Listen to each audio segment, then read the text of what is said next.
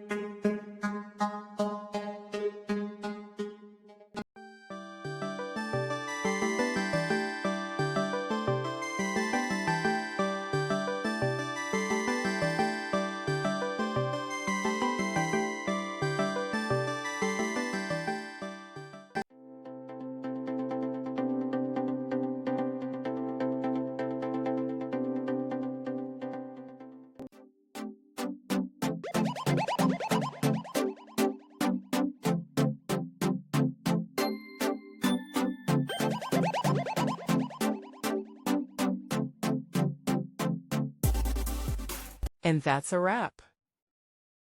I hope you found the answer you were looking for. If you did, take a second to hit that subscribe button. It really helps out. And let me know in the comments which solution worked best for you. See you next time in the debug zone.